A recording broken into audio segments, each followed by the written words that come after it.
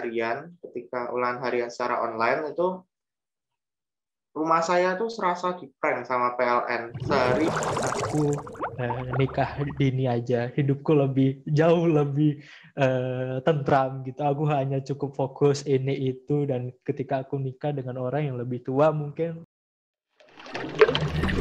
Welcome to The Brito Podcast.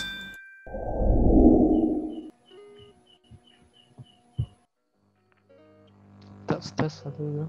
Bisa dimulai sekarang? Bisa, Lip? Oke. Selamat pagi, selamat siang, selamat sore, dan selamat malam semuanya dimanapun kalian berada yang mendengarkan podcast ini. Selamat datang di The Brito Podcast di episode pertama. Saya Muhammad Alif Ramadana. Dan saya Rafael Narendra Prabawa. Pada kesempatan kali ini kami mengundang 3 narasumber, yaitu 2 berasal dari siswa yang bernama Joshua dan Jevon, dan juga 1 guru yang bernama Pak Dimas. Nah, pada episode pertama kali ini kami mengangkat tema The Brito selama pembelajaran daring atau selama pandemi COVID-19 ini. Ngomong-ngomong tentang pandemi COVID-19 ini, pastinya kita semua di aspek ekonomi merasa dirugikan. Iya nggak sih, Lip? Yoi, bener banget nih. Apalagi banyak dari teman-teman kita yang rela untuk belajar sambil berjualan untuk mengangkat usaha mereka. Nah, kira-kira ada nggak sih solusi yang mungkin bisa mengangkat usaha-usaha kecil dari keluarga besar SMA Kolose The Brito? Masa kamu nggak tahu sih kalau ada The Brito Marketplace dan udah jilid 3 loh? Wah, bentuknya kayak gimana tuh? Nih, bentuknya udah seperti website kayak gini. Jadi ini sangat memudahkan kita para pengguna untuk saling berkomunikasi dengan penjual maupun dengan pembeli. Tinggal pencet hubungi kami aja, nanti kita udah bisa masuk ke WhatsApp-nya. Cuman kalau misalnya aku jelasin lebih lanjut, kayaknya terlalu panjang di sini. Mending kita tonton video penjelasan The Brito Marketplace jilid 3. Yuk, kita tonton. Ini nih yang baru. Ini namanya website The Brito Marketplace. Kalau kemarin masih sebatas menggunakan PDF, nah, kali ini menggunakan website. Nantinya, di dalam website ini akan dikategorikan menjadi 3 produk, yaitu makanan, barang, dan jasa. Di dalam laman masing-masing kategori, akan ditampilkan usaha dari masing-masing pendaftar sesuai dengan kategori produk. Para pengunjung web juga bisa melihat deskripsi dan kontak person yang bisa dihubungi dari masing-masing usaha ketika pengunjung web menekan gambar atau poster dari toko pada laman kategori produk. Simpel dan mudah, bukan?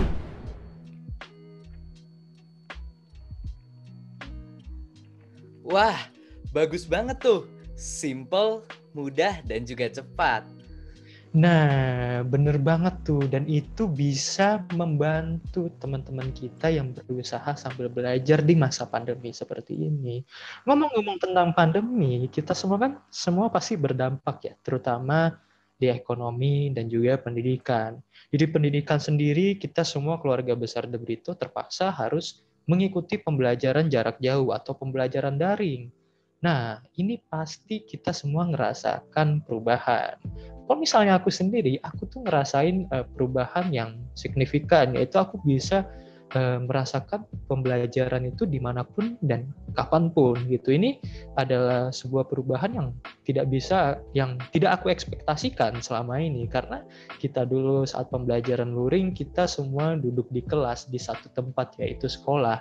Namun tiba-tiba kita bisa belajar di tempat manapun. Nah, menurut para narasumber nih, Pak Dimas, Jevon, dan Joshua, menurut kalian apa ya? Kegiatan apa yang kalian rasakan perubahannya? Mungkin bisa dimulai dari Pak Dimas dulu. Iya, terima kasih. Terdengar ya suara saya? Ya, terdengar, Pak. Oke, berkaitan dengan perbedaan ya dari luring ke daring gitu ya. Ya memang sangat terasa. Yang jelas kan saya mengalami WFH, kemudian juga mengalami WFO. Karena kan kalau pegawai kan tetap masuk gitu ya, sesuai aturan dari pemerintah, WFH dan WFO. Nah, kalau sekarang sudah masuk, jadi memang perbedaannya lebih kepada kalau saya pas berada di sekolah itu ya sepi, karena yang biasanya kita berkumpul bersama-sama, belajar, saling ketemu, tatap muka, bisa menyapa, bisa ngobrol, tahu masing-masing gitu ya. Kemudian sekarang ya hanya tatap layar seperti ini. Itu pun kalau dibuka kameranya. Kalau pas sinyalnya jelek, kita tidak bisa membuka kamera, kita tidak bisa mengenal. Artinya ya perbedaannya lebih kepada bagaimana perasaan dari hati ke hati gitu. Nah itu menjadi kurang, kemudian sepi rasanya karena cuma tatap layar. Begitu yang terjadi seperti itu. Cara singkatnya ya sepi rasanya dari luring ke daring seperti itu. Nah Pak, kira-kira kehilangan nggak sih euforia JB? Karena kan biasa nih ya anak-anak kalau misalnya atau teman-teman masuk sekolah ini kan biasa di sekolah itu rame banget. Kira-kira gimana Pak? Kita kalau Pak Dimas sendiri masuk ke sekolah itu sepi, kehilangan nggak Pak rasa ramenya anak JB ini? Kehilangan banget nggak sih Pak? Ya, kalau ditanya kehilangan atau tidak ya jelas sangat merasa kehilangan. Terutama perasaan bagaimana kita bisa berjumpa gitu ya. Kalau masuk ketemu ya karyawan, itu pun kita juga tidak bisa ketemu semua karena sudah terbagi-bagi ke dalam ruangan-ruangan gitu ya. Kalau itu ya cuma saya gitu, di ruangan saya itu cuma ada 5 orang. Bahkan kalau di kelas-kelas itu kan cuma sendiri satu orang. Ada yang cuma 3 orang, di ruang guru itu ada berapa orang. Jadi walaupun kita WFO di sekolah pegawai masuk, tetapi perjumpaan kita para pegawai itu juga tidak seperti dulu. Kalau dulu kan di ruang guru kita bisa ngobrol. Nah apalagi yang merasa kehilangan itu ya bertemu kalian, bertemu para siswa itu yang sekarang ini menjadi ya saya katakan di awal tadi sepi, sepi, merasa sangat sepi. Jadi ada rasa kangen gitu ya. Biasanya ya kalau guru kan masuk kelas, kemudian bertemu, menyapa, kadang marah, kemudian kadang nggak ada apa-apa kalian bisa dimarahi, itu sering terjadi kan seperti itu. Kemudian mengajarnya pun juga yang saya rasakan ya, ada sesuatu hal yang menurut saya hilang gitu, yang biasanya kita bisa menyentuh, ya bisa tanya langsung, kamu ngerti atau tidak, kita bisa ketemu langsung. Nah sekarang kan susah,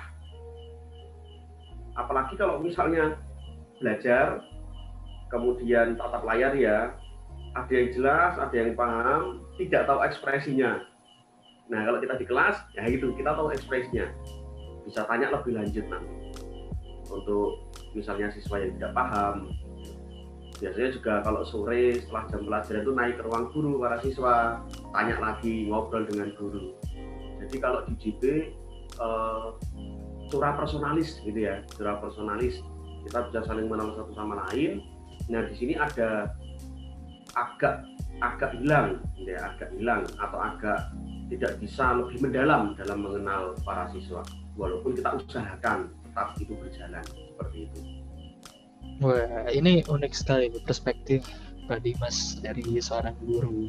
Nah, kira-kira kalau misalnya perspektif dari kelas 10 nih, Joshua gimana nih? Kalau aku sendiri sih dari kelas 10 ini mungkin rasanya beda ya, apalagi bisa dibilang masa transisi dari SMP juga. Di SMP mungkin kalau aku sendiri SMP-nya itu untuk pembelajaran daring kan dimulai dari pertengahan SMP kelas 9 juga. Dan itu pun tidak seintensif selalu Zoom meeting ataupun Google Meet terus. Jadi ya pemberian tugas selalu menjalankan tugas seperti biasa sendiri-sendiri itu Mas. Sedangkan di Debrito ini kan kita kan terkadang konstan banget tuh meeting terus. Habis itu juga porsi tugas ditambah. Interaksi sama guru juga seperti yang tadi dibilang sama Pak Dimas juga jadi berkurang, apalagi di saat kita tidak paham suatu materi. Kalau saya sendiri terkhusus itu matematika mungkin ya. Saat kita nggak tahu suatu materi, kita mau tanya di bagian ini pun agak bingung. Bisa sampai miskomunikasi, bahkan apa yang kita bingungin tidak sesuai sama apa yang dikira sama guru matematika kita. Jadi ya pastinya itu susah banget lah. Apalagi harus beradaptasi dan juga tetap bertahan dalam kondisi seperti ini. Tekanan dari berbagai arah dan juga kita tetap harus menjalani semuanya itu dengan maksimal gitu. Oke, sesuatu pendapat yang sangat baik nih ya teman-teman dari Joshua. Nah, kalau tadi kan kita sudah mendengar nih banyak sekali perubahan-perubahan yang dialami selama masa pandemi ini. Nah, kira-kira nih kalau menurut Jevon nih, selama kurang lebih 1 tahun pembelajaran daring ini, apa sih enak sama nggak enaknya pembelajaran daring? Apalagi kan Jevon nih udah kelas 11 nih, udah pernah ngalamin luringnya juga. Ya, kalau yang saya rasakan sih, ya kami kelas 11 kan mulai daring kan di pertengahan ya, jadi kita udah pernah merasakan offline dan kini kita dipaksa untuk harus online sekolahnya. Kalau enaknya sendiri ya tentu lebih santai ya, jadi mungkin sebelumnya kita kalau mau sekolah itu harus persiapannya 1 jam sebelumnya, bangun tidur, mandi karena ada perjalanan juga ke sekolah. Bahkan kalau ada ulangan juga banyak yang belajarnya pagi, jadi bangunnya 2-3 jam lebih awal. Nah, tapi sekarang ketika online, paling bangunnya 15 menit sebelum sekolah. Paling bangun, mandi, sarapan 15 menit, buka laptop, udah cukup waktunya. Jadi cenderung lebih santai. Nah, yang kedua juga memperluas relasi, contohnya dengan adanya forum komunikasi pelajar kolese mungkin di tahun lalu. Nah itu kan dengan adanya online school ini justru memacu kreativitas siswa. Jadi yang sebelumnya mungkin kalau teko ketemunya sama kolese lain cuma pas tekol ketemu secara langsung, ini karena online jadi ada inovasi, bisa berinteraksi dengan siswa-siswa sekolah kolese lain lewat kegiatan tersebut.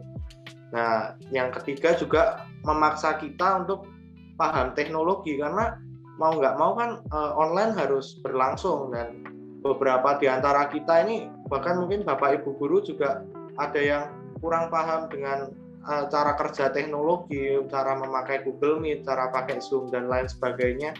Nah, ini tentu dengan adanya online ini kita jadi lebih paham teknologi itu cara penggunaannya gimana, apalagi Indonesia mungkin sekarang sedang menuju 4.0, jadi ini karena online ini jadi kita dipaksa, dan ini menjadi sarana kita untuk mau tidak mau kita harus memanfaatkan teknologi yang ada. Tapi kalau nggak enaknya ya tentu saya yang udah pernah merasakan luring ketika jadi daring gini, tingkat pemahaman saya terhadap suatu materi itu jadi berbeda ya. Yang sebelumnya rasanya lebih mantep gitu loh, ketika ketemu langsung sama gurunya dijelasin secara langsung tuh rasanya materinya lebih nangkep gitu. Tapi ketika daring ya nangkep tapi paling permukaannya aja. Setelah itu kita harus harus belajar sendiri gitu lewat sumber-sumber yang lain, contohnya misal YouTube atau mungkin ada Ruang Guru, Zenius dan lain sebagainya. Nah, di luar hal itu juga terdapat banyak faktor itu yang mengganggu konsentrasi kita. Contohnya, kita nengok kanan nengok kiri aja belakangnya udah kasur. Nah itu tentu kan menjadi menjadi memecah konsentrasi gitu loh. Lihat kasur rasanya jadi ngantuk gitu loh, pengen kelekaran. Tapi ya tentu kita harus sadar bahwa sekolah ini kan kita juga harus menimba ilmu, kita fokusnya juga untuk memperoleh ilmu. Nah yang tidak bisa dipungkiri juga pasti ada rasa bosan, ada rasa malas. Seharian mungkin sekolah dari pagi jam 7.30, selesai sekolah jam 2, masih ada ekskul sampai jam 5, beberapa teman juga ada yang masih les. Nah ini kan tentu memicu rasa kebosanan, seharian lihat laptop terus, tatap layar terus, sebagian besar guru juga Google Meet terus, ini tentu ada rasa bosan juga. Nah, yang paling saya rasakan juga itu sebelum daring ini kan saya ada LKTD, ada lain sebagainya, ada studi ekskursi, kita lakukan secara langsung.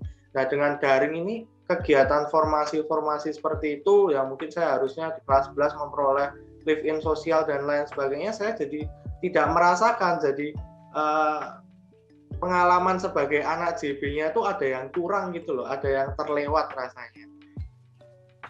Online ini rasanya kan mendekatkan yang jauh, jadi bisa berinteraksi dengan yang lain, tapi menjauhkan yang dekat lah. Masing-masing orang, masing-masing anak pegang gadget terus, justru yang dekat dengan kita seperti orang tua, sanak keluarga, justru rasanya kan semakin menjauh karena kita jadi porsinya lebih banyak menghadap laptop, tatap layar terus harian.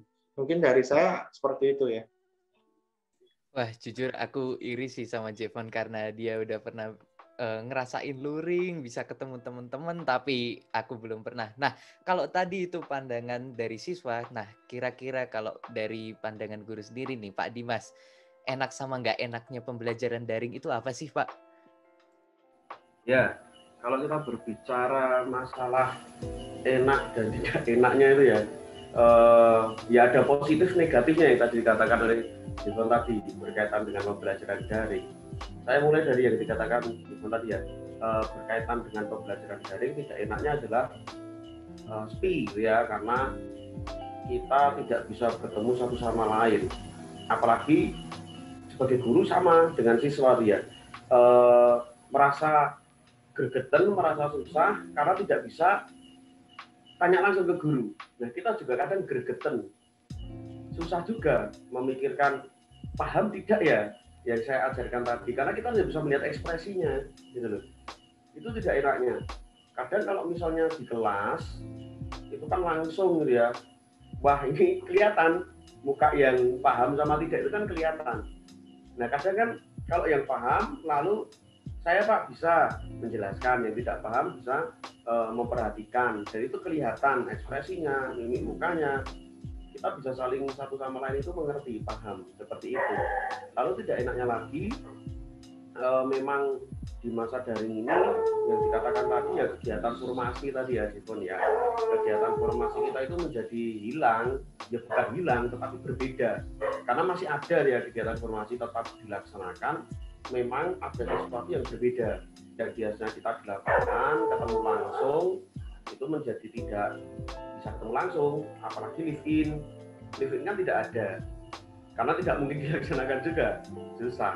Kalau yang lain kita masih bisa melaksanakan ekskursi daring, walaupun ya saya pribadi mengakui itu belum maksimal ya. Besok LKTD daring juga ada gitu ya, itu setelah semester ini gitu ya, di akhir besok LKTD daring juga ada, walaupun kita juga para guru masih mempersiapkan supaya bisa mengena kegiatan formasi siswa ini, tidak ada formasi yang hilang gitu ya, supaya bisa berjalan dengan sebagaimana adanya.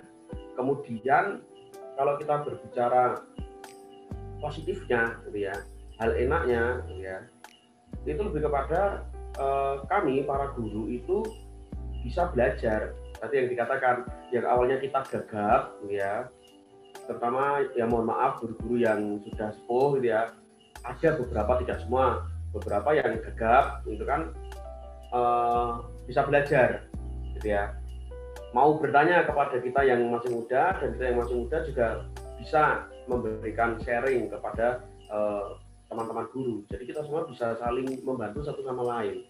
Contohnya saya itu kan tidak bisa dulu pas waktu luring itu kan tidak kenal yang namanya proses editing video ya, dia hanya tahu sedikit-sedikit. Tetapi dengan adanya daring ini, ya saya bersyukur gitu ya, jadi bisa menggunakan Filmora, KineMaster, tool-tool yang lain itu saya bisa sekarang karena mau belajar gitu ya. Jadi ada proses di mana ini membuat para guru itu mau untuk belajar, supaya juga ya jelas kalau dibandingkan kalian lebih jago dalam hal teknis berkaitan dengan teknologi gitu ya. Seperti yang dikatakan Jevon tadi, sebenarnya proses kita belajar online itu ya, itu akan terjadi beberapa puluh tahun ke depan atau beberapa belas tahun ke depan. Tapi ini kita sudah ditarik dan dipaksa untuk bisa. Dalam penelitian seperti itu, ada penelitian mengatakan bahwa di Indonesia itu baru akan terjadi itu beberapa puluh tahun ke depan. Tapi kita sudah ditarik ini. Nah ini positifnya juga, kita bisa belajar lebih jauh. Kemudian berkaitan sama relasi kita menjadi semakin banyak dengan teman-teman yang lain. Saya ikut seminar ini, seminar itu yang dilaksanakan di Sulawesi, di Sumatera, di Kalimantan, seminar sejarah ya, saya ikut. Nah itu sebagai salah satu contoh, jadi kenal gitu ya. Kemudian yang biasanya tidak pernah kontak dengan teman-teman, ketemu di seminar, nah jadi punya relasi lagi. Dan juga ini membuat para guru itu semakin istilahnya luas pemikirannya berkaitan dengan ilmu-ilmu yang didapat dari seminar, dari diskusi-diskusi, forum-forum, ya kan? Dan kita bisa ikut. Kalau dulu kan terbatas, wah jauh, tidak mungkin datang. Apalagi kalau wah di jam kerja, kadang kan juga lebih mementingkan untuk mendampingi kalian di kelas daripada untuk ikut itu. Tapi kalau sekarang kan bisa dilaksanakan melalui daring. Nah kemudian enaknya lagi atau positifnya lagi, jelas kalau saya semakin belajar untuk mempersiapkan pembelajaran. Nah itu yang tidak bisa ditawar, karena dengan pelajaran daring ini justru persiapannya lebih banyak yang saya rasakan dibandingkan dengan pelajaran luring.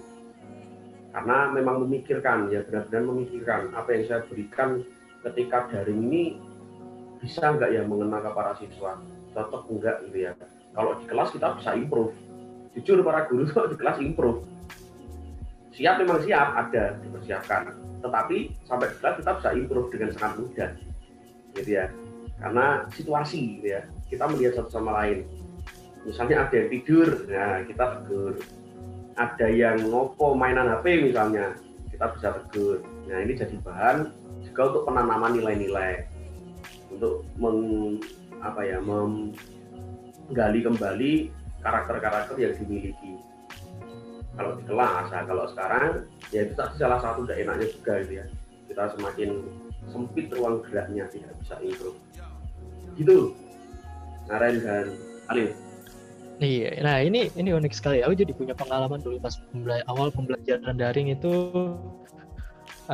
Sebagian guru yang aku hadapi waktu pertengahan kelas 10 mendekati ke kelas 11 pas pembelajaran daring, itu banyak sekali guru yang tiba-tiba masuk Meet atau masuk Zoom terus tiba-tiba error karena bingung akan gimana dia cara ngatur kameranya, bingung masalah cara presentnya. Nah itu menjadi satu kesan yang unik juga menurut aku ya. Jadi tapi sekarang semakin 1 tahun kita udah bisa beradaptasi, dan hebatnya banyak guru-guru di The Brito juga udah mulai paham sama namanya teknologi, mulai dari hal yang simple sampai hal yang kompleks. Kadang sampai aku sendiri aja itu kagum gitu. Itu yang patut kita apresiasi ke guru-guru The Brito kita semua gitu ya.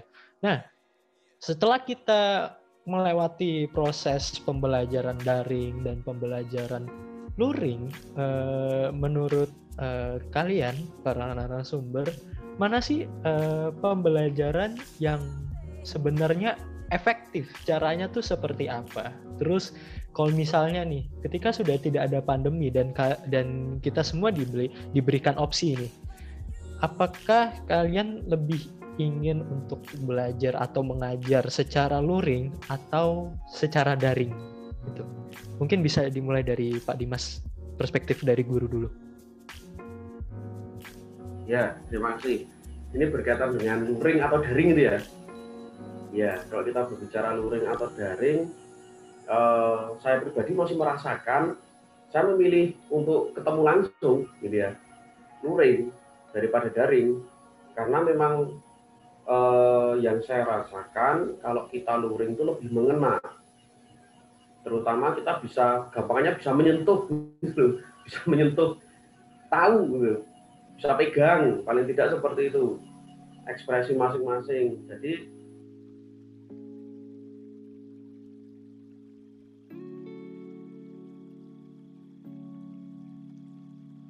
apa yang masih kurang itu bisa kita rasakan kalau misalnya luring.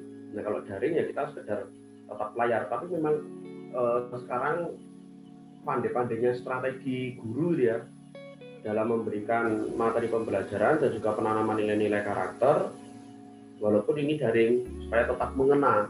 Jadi ya ini peran masing-masing guru dan sekolah bagaimana mengupayakan hal ini. Nah kita di JB ini kan sudah mengupayakan itu, supaya memang kegiatan formasi, penanaman nilai dan karakter itu tetap masih bisa dilakukan seperti itu. Kemudian berkaitan dengan apa tadi istilahnya, kalau suruh pilih gitu ya, atau pandemi berakhir gitu ya, pandemi berakhir itu bagaimana gitu ya. Kalau pandemi berakhir atau tidak berakhir, istilahnya apa ya, Juli itu kan kita rencana akan masuk gitu ya, pemerintah sudah menganjurkan seperti itu, tapi kan kita tidak tahu depannya. Kalau sudah masuk, saya pribadi itu akan menerapkan yang namanya blended learning, campuran. Jadi saya memilih seperti itu. Jadi situasi daring itu tidak kita tinggalkan, gitu ya. Situasi daring kita tidak tinggalkan, tetapi tetap dikembangkan. Nah, dalam pembelajaran luring nanti, saya berpikir di kelas itu waktunya untuk diskusi, kemudian penyampaian materi itu bisa melalui media-media daring, misalnya dengan video atau dengan pemberian materi dengan media-media yang lain. Dalam situasi daring kita seperti ini, kemudian ketemu di kelas, kita tinggal diskusi, tanya jawab, atau bisa menyampaikan presentasi seperti itu. Saya rasa ini lebih efektif, gitu ya, yang namanya blended learning ini. Jadi campuran antara menggunakan teknologi, media, kemudian tatap muka. Itu saya rasa lebih efektif. Jadi kita tidak akan meninggalkan daring, ya, tidak akan meninggalkan situasi daring, tapi akan menggunakan dan mengembangkannya supaya nanti dalam situasi luring juga lebih berkembang lagi, tidak hanya biasa saja. Terutama misalnya kita mengadakan diskusi online itu kan masih bisa karena sudah terbiasa. Kemudian tutor online itu kan juga masih bisa digunakan. Lalu seminar-seminar dan lain sebagainya masih bisa dikembangkan dengan daring seperti ini. Tetapi sekali lagi, kalau misalnya katakan suruh milih, gitu ya, tetap kalau saya berpikiran luring itu lebih efektif, lebih mengena daripada daring. Oleh karena itu perlu dikembangkan sistem pembelajaran, tidak meninggalkan daring, tetapi tetap menggunakan dan mengembangkannya dalam situasi luring. Seperti itu. Oke, ini menarik sekali dan aku setuju sama Pak Dimas bahwa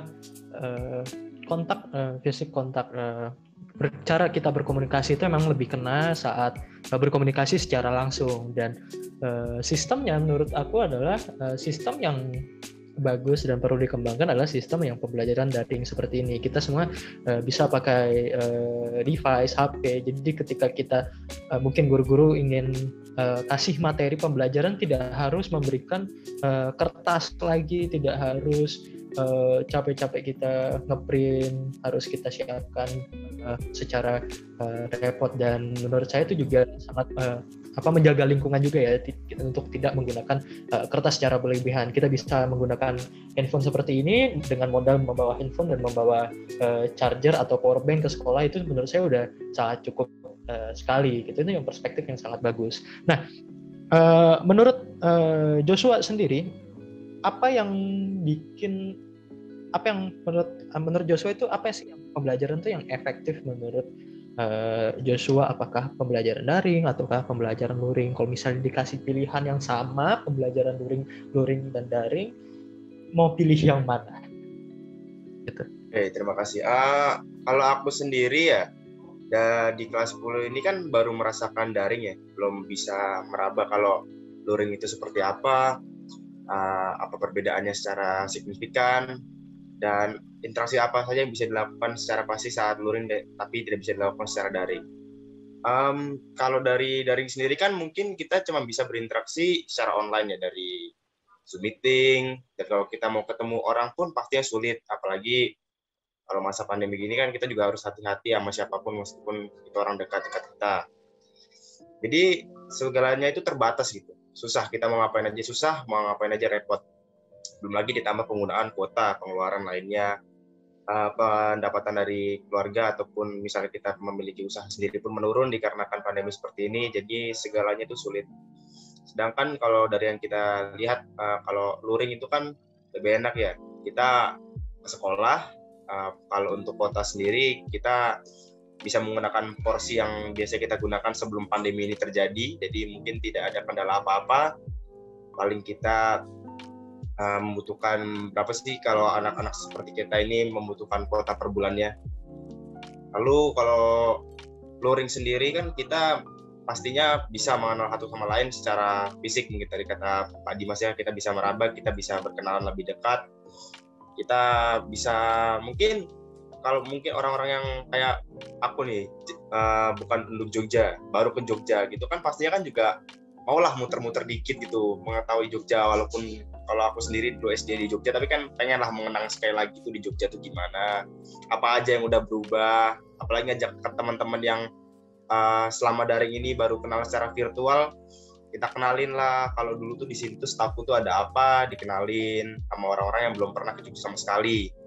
Bisa saja sama teman sekelas juga kita keliling-keliling bareng, kemana kita bisa berdiskusi, apalagi kalau olahraga pun lebih enak gitu. Kita tidak ada was-was untuk wah orang ini tuh bisa membawakan kita penyakit atau tidak ya.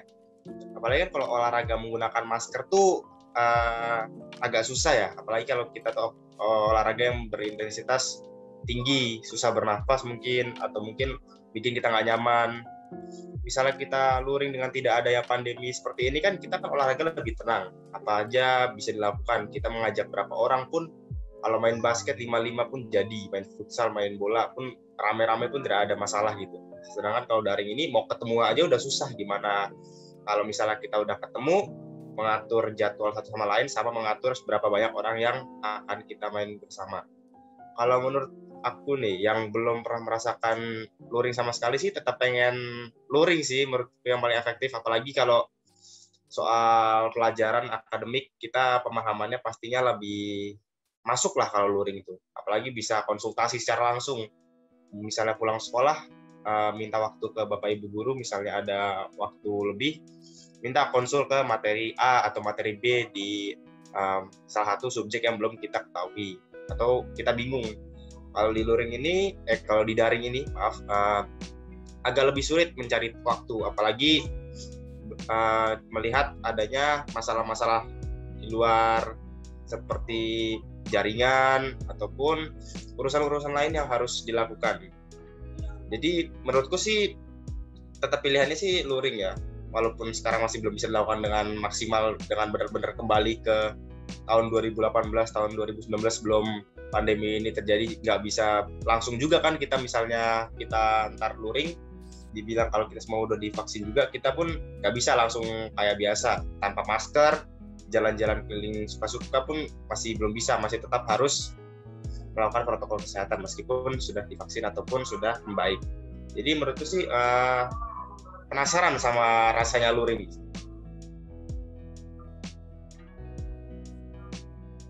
Oke, ternyata dari guru maupun siswa sendiri tetap pengen luring ya. Memang kalau luring itu kita bisa merasakan suasana JB yang sesungguhnya, dan juga kita bisa membuat suatu kisah yang menarik, kisah yang membekas ketika kita sudah lulus nanti. Nah, berbicara tentang kisah yang menarik nih, kira-kira ada nggak sih kisah menarik selama pembelajaran daring ini?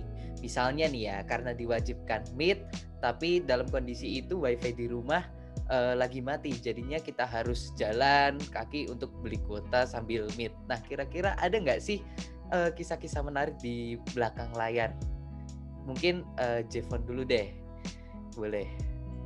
Ya, kalau pengalaman saya yang menurut saya cukup unik itu ya sempat terjadi. Jadi dulu ketika ulangan harian secara online itu, rumah saya tuh serasa di-prank sama PLN. Sehari itu bisa mati lampu 5 kali 6 kali, bisa mati listrik 5 kali 6 kali dalam waktu yang berdekatan. Jadi mati 5 menit, nyala 2 menit, mati lagi, nyala lagi, mati lagi, nyala lagi. Nah itu, di waktu tersebut tidak beruntungnya bertepatan saat ulangan, sehingga meet saya itu juga sama, putus nyambung, masuk 2 menit, keluar lagi, nunggu listrik nyala lagi, baru masuk lagi, udah keluar lagi.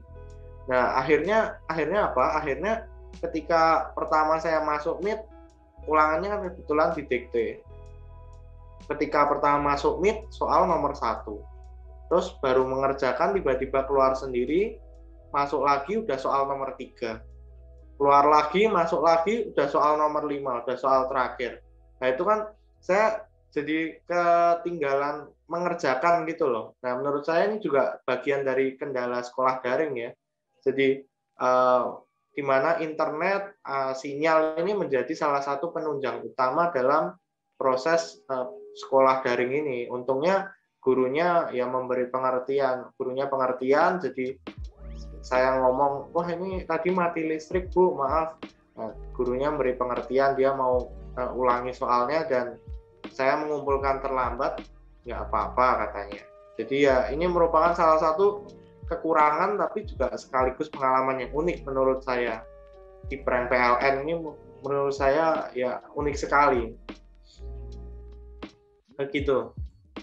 Oke, sungguh suatu pengalaman yang sangat menarik dari Jevon. Ya, memang kita semua pernah ngerasain sih kalau misalnya WiFi itu lagi mati atau kuota habis atau mungkin PLN-nya yang PHP kadang nyala, kadang enggak. Nah, itu sebenarnya suatu kendala tapi seharusnya kita sebagai siswa masih bisa mengatasi ya. Nah, kira-kira nih kalau dari Joshua sendiri, ada nggak sih kisah menarik selama pembelajaran daring ini? Kalau aku sendiri sih mungkin ada yang mirip-mirip ya, tapi bedanya ini pas kemarin PTS itu.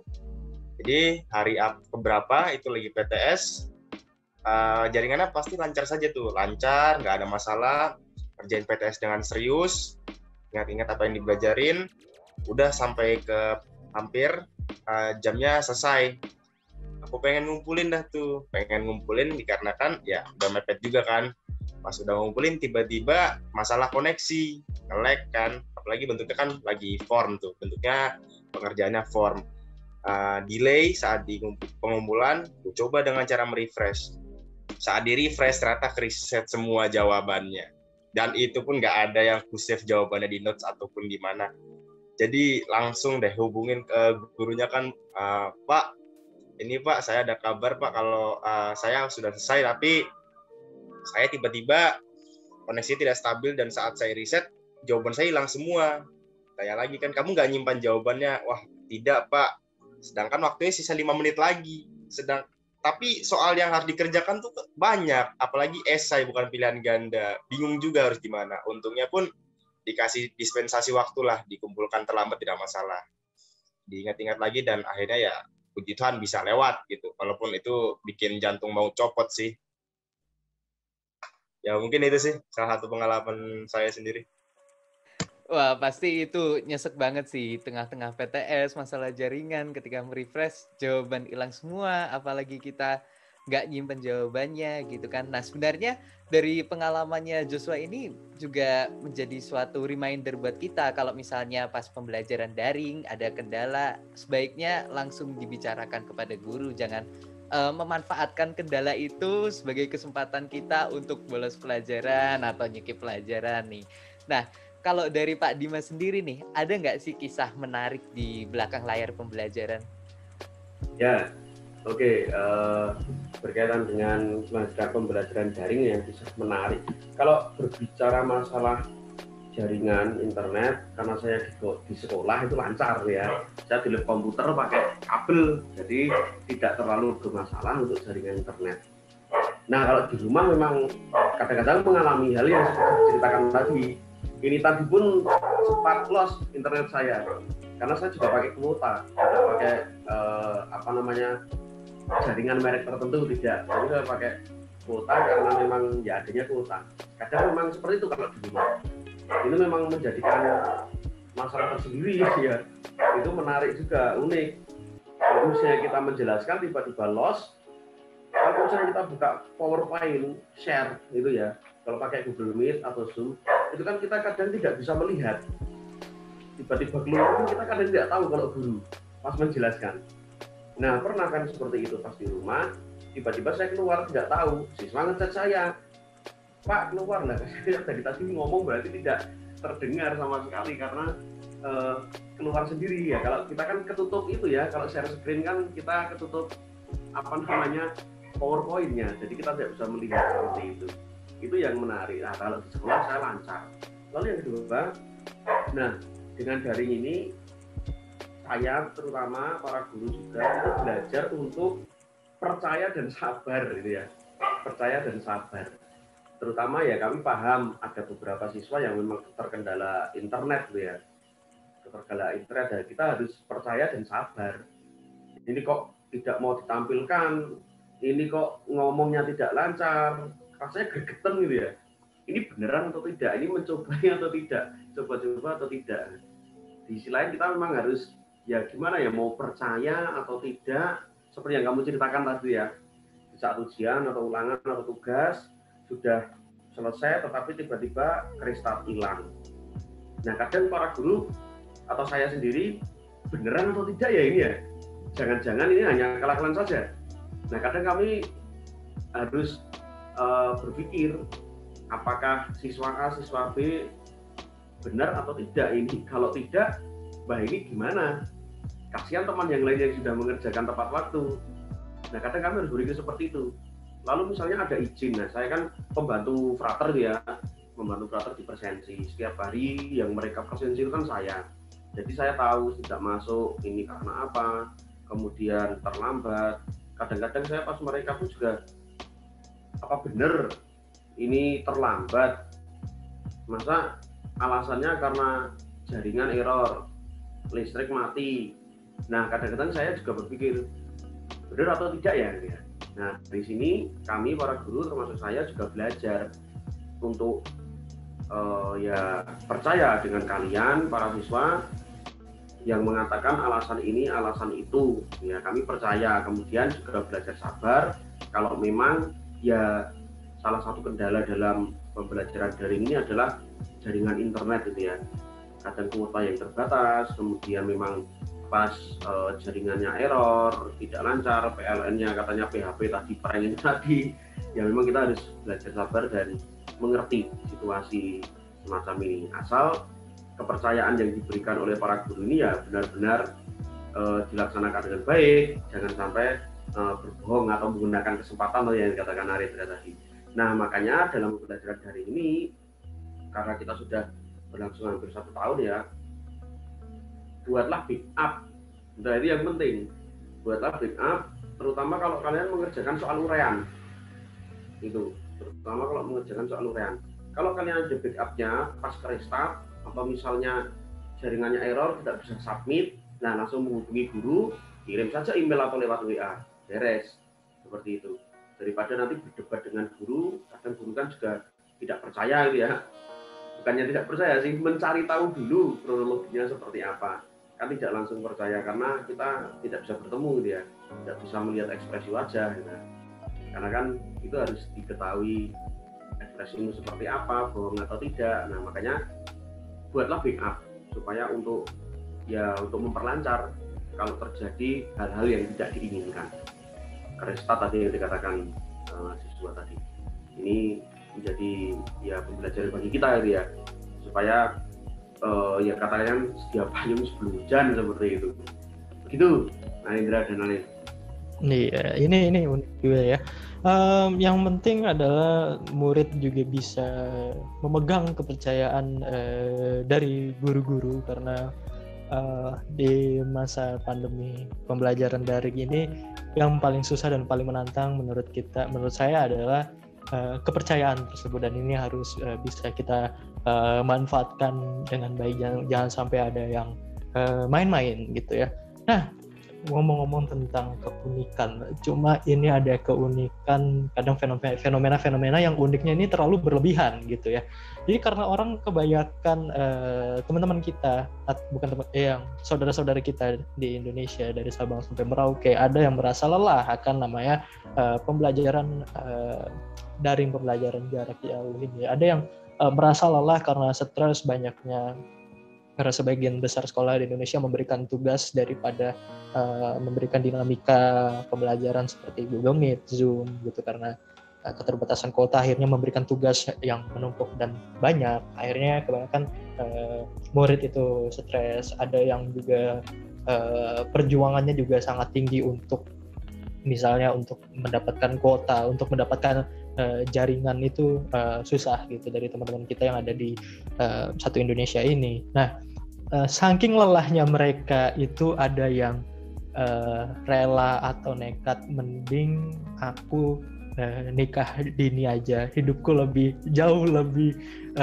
tentram gitu. Aku hanya cukup fokus ini itu, dan ketika aku nikah dengan orang yang lebih tua mungkin yang lebih mapan, mereka hanya fokus tentang duitnya saja, tidak perlu pendidikannya. Atau mungkin ada juga yang terpaksa harus meninggalkan sekolahnya, dia fokus bekerja, jadi tidak lulus 100% 12 tahun pendidikannya. Nah, ini menurut kalian ini bagaimana? Aku pengen dengar pendapat dari Pak Dimas dulu ini, karena pendapat dari pandangan dari guru juga penting, jadi kita harus dengarkan.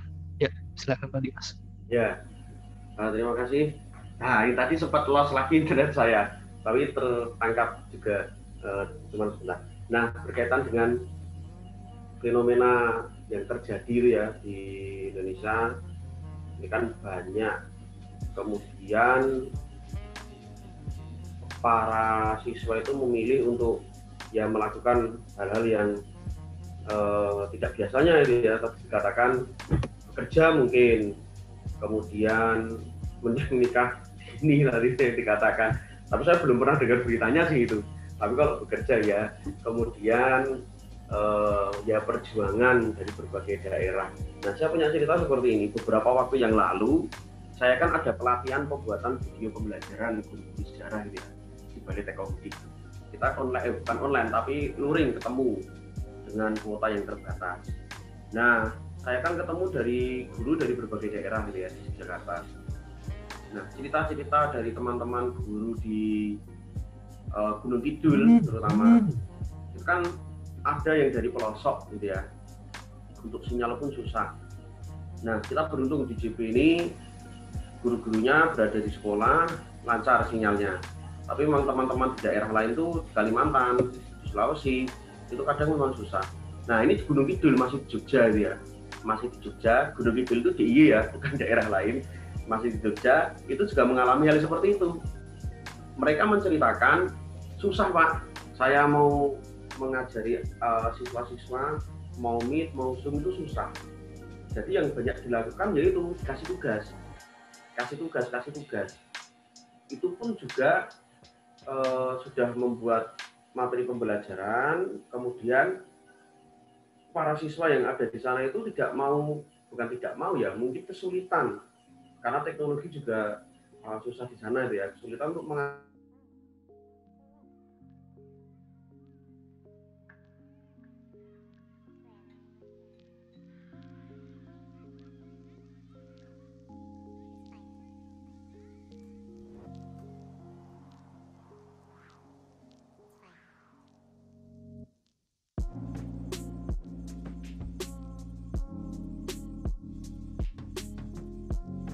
Ya, halo. Ya, mohon maaf, ini sepertinya Pak Dimas sedang terkendala karena koneksi. Mungkin karena sebelumnya sudah di-mention sama Pak Dimas sendiri, dia juga memakai kuota ketika diterima, dan memang harus kita toleransi atas trouble internet ini, dan ini sudah termasuk problematika kita saat pembelajaran dari salah satu contoh yang seperti ini. Mungkin mau dilanjutkan Pak tadi sampai mana ya saya? Ini keluar nih soalnya. Keluar ya? Internet saya lost. Tadi sampai mana saya? Mungkin bisa Kidul Pak. Sampai Gunung Kidul ya? Iya, Gunung Kidul. Nah, siswa-siswa di Gunung Kidul itu ya, pemberian tugas ya, sampai situ ya tadi ya. Guru-guru yang memberikan tugas, itu juga tidak dikerjakan secara maksimal. Yang terjadi seperti itu, karena memang teknologi yang kurang berkembang di sana.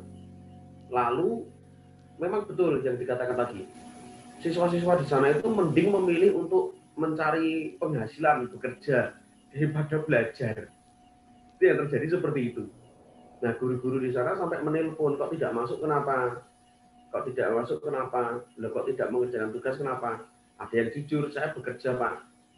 Ada yang ke sawah membantu orang tuanya. Ada yang ngecat rumah. Ada yang ke bengkel. Terutama yang SMK, kan ada guru SMK itu. Nah, mereka sudah mendapatkan bekal ilmu. Nah, saya mending bengkel, dapat uang daripada sekolah daring, kata mereka tidak jelas. Nah, seperti itu.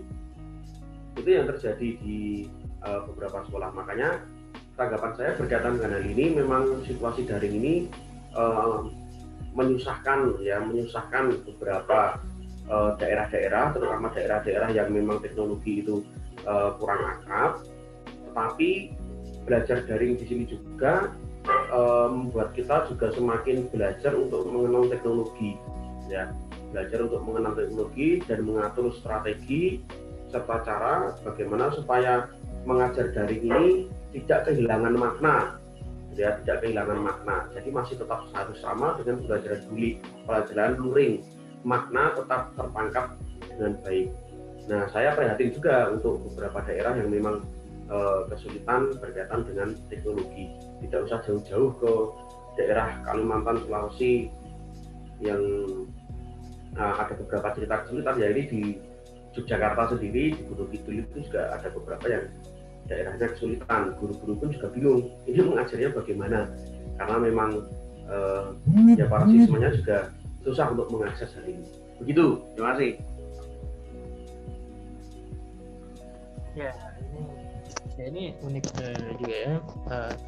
Kita ini nampaknya harus menjadi perhatian yang khusus juga terkait permasalahan seperti ini, karena banyak juga kita bukan hanya murid tapi juga mungkin termasuk guru yang juga kita stres akan pandemi, karena tidak bisa dipungkiri bahwa pendapatan ketika pandemi ini juga semuanya berkurang gitu ya. Jadi harus menjadikan hal yang harus kita perhatikan lebih lanjut gitu. Nah, menurut Jevon nih, kayaknya kita jauh-jauh hari udah pernah bicarakan masalah seperti ini. Ini menurut Mas Jevon gimana nih pendapatnya? Ya, kalau menurut saya yang mengenai siswa bekerja karena faktor ekonomi ini, saya tidak bisa menyalahkan ya, karena ya memang di situasi pandemi ini ekonomi sulit, pendapatan orang tuanya menurun, dia mungkin tergerak, tidak ingin jadi beban keluarga, dia turun ke lapangan untuk bekerja secara langsung. Nah, namun untuk yang fenomena pernikahan dini ini menurut saya sedikit unik, tapi memang di beberapa daerah itu masih ada yang seperti kisah-kisah Siti Nurbaya seperti itu, memang masih ada. Bahkan teman saya juga ada yang, saya punya teman di daerah tempat yang sama dengan yang diceritakan Pak Dimas tadi, daerah Gunung Kidul itu ada yang teman saya ini melakukan pernikahan dini karena entah itu ada yang adat, entah itu ada yang pokoknya segala macam lah, alasannya banyak sekali. Nah, ini tentu menurut saya ini bukan sebuah solusi ya. Mungkin kita sering dengar siswa capek sekolah pengen nikah, itu menurut saya pernikahan ini bukan sebuah solusi. Pernikahan dini ini bukan sebuah solusi, karena ya di dunia pernikahan kan nggak cuman capek sekolah terus nikah gitu kan, ya nggak. Dalam dunia pernikahan itu kan ada jenjang-jenjang berikutnya yang harus dilewati. Tentu faktor ekonomi juga penting. Sudah menikah tapi nggak ada pekerjaan, akhirnya ya repot juga, nggak ada pemasukan, nggak bisa beli kebutuhan. Nah, program yang dicanangkan pemerintah yang menerapkan 12 tahun belajar itu menurut saya kita harusnya ikut mendukung program tersebut, karena mungkin pernikahan dini seperti ini salah satu faktor penyebabnya adalah keterbelakangan pendidikan, di mana Profesor Harvard aja ada yang ngomong Indonesia tertinggalnya 128 tahun mungkin pendidikannya. Nah, tentu ini faktor-faktor seperti ini yang menjadi salah satu penyebab dari hal-hal tersebut. Nah, mungkin di Yogyakarta seperti di De Brito ini pendidikannya sudah baik. Di kota-kota besar seperti Jakarta, Surabaya pendidikan sudah baik. Cuman pendidikan yang baik ini tidak merata. Jadi di daerah-daerah pelosok, nggak usah jauh-jauh seperti kata Pak Dimas di Gunung Kidul, mungkin di Jogja itu, atau mungkin ya itu tadi di luar pulau, Kalimantan, Sulawesi itu, mungkin ada daerah-daerah yang pendidikannya masih tertinggal, sehingga pemahaman mengenai hal seperti ini tidak ditangkap di sana. Akhirnya akhirnya hal-hal seperti pernikahan dini masih terjadi.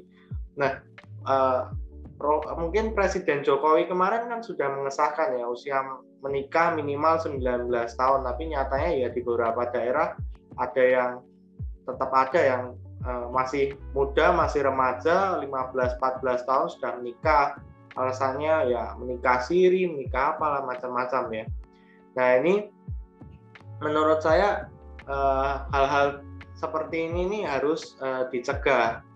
Khususnya kemarin mungkin Menteri Pendidikan kita Pak Nadiem juga mengejar pemerataan pendidikan dan bahkan mau membawa pendidikan Indonesia ini ke e-learning, ke 4.0, jadi pendidikan berbasis digital. Ini menurut saya suatu program yang baik. Nah, sebelum ada pandemi ini sebetulnya terdapat banyak organisasi yang juga melakukan aksi sosial dengan yang saya temui sih mengajar anak-anak jalanan, mengajar anak-anak yang tidak bersekolah itu secara sukarela. Nah, saya juga sebelum pandemi sempat terlibat, namun karena adanya pandemi ini tentu hal-hal seperti itu tidak bisa dilakukan untuk masa ini karena ya mencegah terjadinya penularan COVID. Cuman positifnya dari hal-hal pandemi dan online ini positifnya tentu anak-anak yang sebelumnya untuk sekolah harus langsung datang ke sekolah atau harus mendaftar sekolah tapi tidak memiliki biaya, kini mereka ya bermodalkan kuota atau mungkin nebeng wifi, mereka juga bisa mendapatkan akses pendidikan mungkin lewat yang gratis ya lewat YouTube atau kalau yang berbayar lewat Ruang Guru atau Zenius. Nah ini menurut saya ini juga membuka peluang mereka untuk bisa merasakan dan mengenyam pendidikan. Mungkin mereka nanti mau mengejar paket C dan lain sebagainya. Ini tentu menjadi langkah yang baik apabila mereka memiliki kesadaran tentang dunia pendidikan. Dan belum lagi Indonesia ini kan yang saya baca ini Indonesia sedang menuju ke bonus demografi.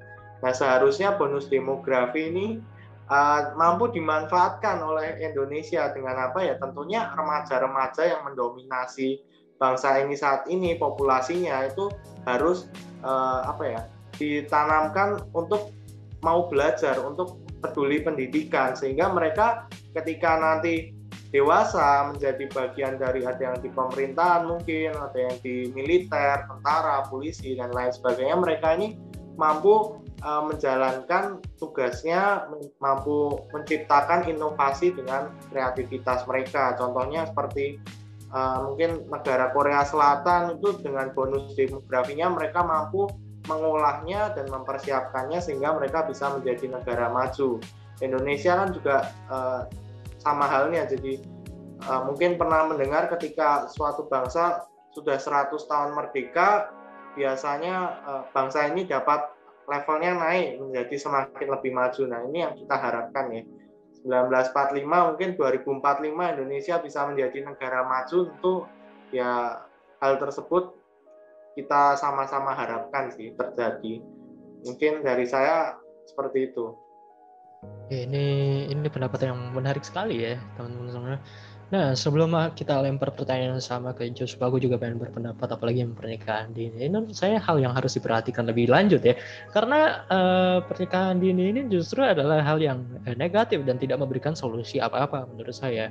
Jika pernikahan dini banyak, kalau saya baca sih ada beberapa ya, sebagian kecil, tapi itu berpengaruhnya juga sangat besar menurut saya, apalagi dapat menghasilkan kehamilan, terus angka kelahiran juga semakin bertambah, di mana di Indonesia ini kita sudah overpopulated gitu, jadi kita udah overpopulasi gitu ya. Bahkan di Jawa Tengah saja kepadatan penduduk setiap kilometernya sudah mencapai 1.000, dan menurut saya itu angka yang sangat besar dan padat gitu. Tiap kilometer ada 1.000 orang di situ, itu sangat besar gitu ya. Jadi ini harus diperhatikan lebih lanjut. Semoga selanjutnya mungkin dalam 1 tahun atau tahun-tahun selanjutnya ada sistem pendidikan untuk memberikan seks edukasi yang lebih penting gitu ya, karena ini harus diperhatikan jauh lebih lanjut lagi gitu ya. Nah, ke Joshua nih, dengan pertanyaan yang sama, menurut Anda gimana? Oke, aku mulai dulu dari yang pernikahan dini itu ya. Mungkin kalau untuk pernikahan dini itu pasti ada pro kontra masing-masing, apalagi dari segi adat ataupun budaya itu kan kita juga harus menghargai gitu. Dikarenakan Indonesia kan juga beragam.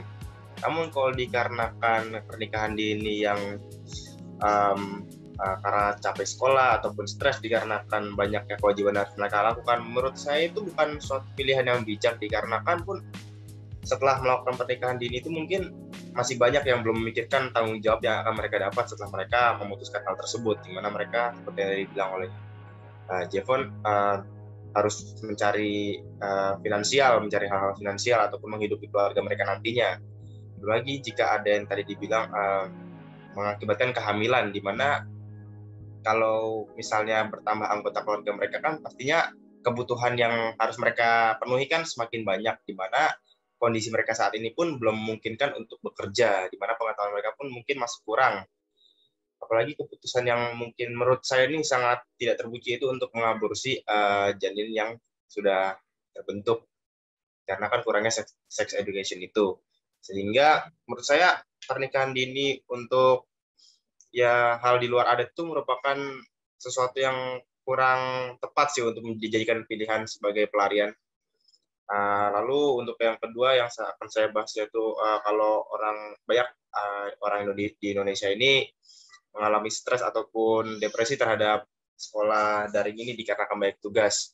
Saya pernah melihat ataupun mendengar di suatu laman berita itu ada yang sampai memutuskan untuk mengakhiri hidupnya dikarenakan tanggung jawab yang harus dia penuhkan di sekolah itu merupakan suatu hal yang sangat disayangkan, dikarenakan apabila dia bisa menahan rasa sakitnya belajar pun nanti kedepannya dia pun yang akan menikmati hasil jerih payah dia seperti itu. Dengan mengakhiri hidupnya itu pun menurut saya jadi kasihan terhadap pihak keluarga dia yang mungkin kehilangan, tidak memikirkan kalau dari orang tua sendiri tidak memikirkan kalau anaknya itu bisa melakukan hal tersebut. Mungkin juga dikarenakan faktor lain seperti kurangnya perhatian ataupun ada yang masalah di lingkungannya. Menurut saya sih untuk kapasitas yang harus disediakan tuh kapasitas mental mungkin bisa saya bilang harus ditingkatkan lagi untuk anak Indonesia, di mana kita pun sebagai pelajar berita pun merasakannya, di mana banyak tugas tuh berat dan juga mungkin susah untuk mengatur waktunya, skala prioritas mana yang harus kita dahulukan, mana yang harus kita kerjakan terlebih dahulu, mana yang harus kita proses lalu kita lakukan, itu pun kita tahu perasaan itu bagaimana. Kita merasakan tekanan yang mungkin hampir sama dengan orang-orang di luar sana.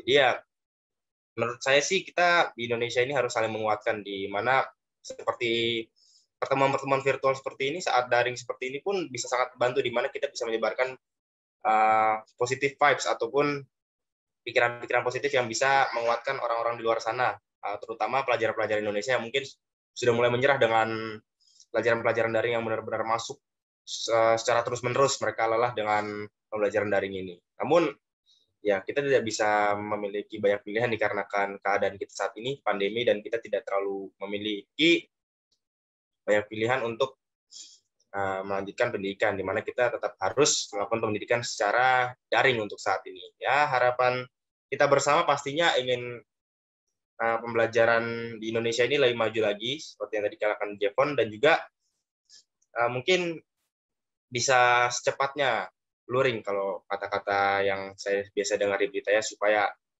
bisa memecah stres yang ada di anak-anak Indonesia rasakan dikarenakan pembelajaran daring ini. Mungkin sekian.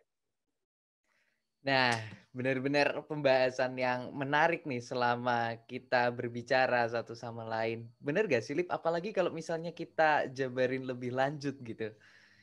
Ini kayaknya lebih asik kalau misalnya kita jabarin atau bahas lebih lanjut di episode selanjutnya ya. Tapi sayang banget karena kita nggak kerasa udah jam 8 aja nih ya. Jadi mungkin udah terlalu lama juga. Kita harus pedulikan istirahat, juga mempedulikan kepentingan prioritas lainnya dari teman-teman dan juga Pak Dimas. Jadi mungkin kita harus sudahi podcast The Brito di episode pertama ini. Nah, terima kasih buat teman-teman yang sudah menonton podcast The Brito episode pertama ini. Saya Rafael Narendra Prabawa. Dan saya Muhammad Alif Ramadana bersama para narasumber Joshua, Jevon, dan Pak Dimas. Kami pamit undur diri dan sampai jumpa di episode selanjutnya. Sampai jumpa.